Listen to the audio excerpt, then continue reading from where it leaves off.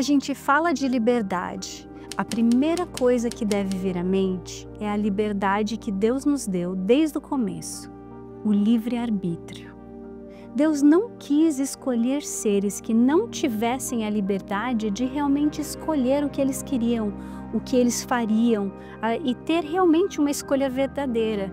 E apesar do risco do pecado, Deus permitiu que a gente tivesse o livre-arbítrio para a gente poder fazer nossas decisões e, acima de tudo, para a gente poder amar de verdade. Sem livre-arbítrio não existe amor. No contexto de Gálatas, a gente vê Paulo, que era um judeu que era fariseu, extremamente fariseu, conversando com um grupo de pessoas que eram gentios. E você tem um choque cultural ali. A liberdade significava coisas diferentes para cada um.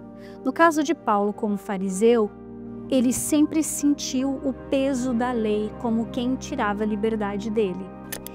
Então, o peso da lei fazia com que ele estivesse ali acompanhando a lei ao pé da letra, como se fosse uma lista. E o que Paulo descobre com o cristianismo é: eu não preciso ficar olhando essa lista. Se eu entrego a minha vida ao Espírito Santo, o Espírito Santo transforma quem eu sou e eu não preciso mais ler a lista, eu sou aquela lista. E quando ele fala isso, ele está falando justamente de um contraste acontecendo ali de certos judaizantes que estão querendo pôr a lei por cima desses gentios. E de gentios que aprenderam a vida toda que liberdade é fazer o que eu quero e só o que eu quero. Então, a base da nossa liberdade cristã é você ser transformado pelo poder do Espírito Santo. A lei veio para mostrar em quantos pontos estávamos errados, em quanto precisávamos melhorar. E o Espírito Santo vem para internalizar a lei, escrever a lei no nosso coração. Se eu sei uma coisa de cor, que significa de coração, eu vou fazer e vou falar aquilo de maneira simples, faz parte de quem eu sou. E aí, para falar isso para os gentios, Paulo tem que explicar também o caso do que é a liberdade cristã, no sentido de não é que você tem liberdade de fazer tudo o que você quer. Porque nesse caso você se torna escravo da carne. É um vício e o vício te escraviza. A liberdade verdadeira vem da transformação. Existe uma diferença entre ser e fazer.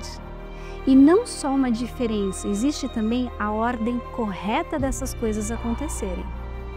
Eu primeiro tenho que ser para fazer verdadeiramente. Eu posso fazer muitas coisas por obrigação. Eu posso fazer um teatro, eu posso parecer muito simpática, muito boazinha, mas dentro não ser assim.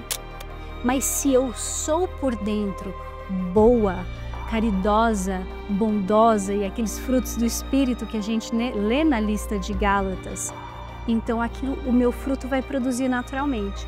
Eu primeiro tenho que ser para fazer, porque fazer sem ser é vazio e não traz a salvação.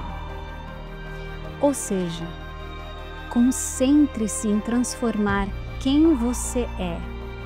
Use a sua liberdade para ser a pessoa que você quer ser em Cristo. Ao se transformar na pessoa que você quer ser em Cristo e que Cristo quer que você seja, você vai automaticamente viver o cristianismo verdadeiro e em total liberdade, sem precisar seguir obrigação nenhuma, simplesmente usando Cristo como seu espelho, deixando Ele escrever a lei no seu coração. Os seus frutos serão visíveis.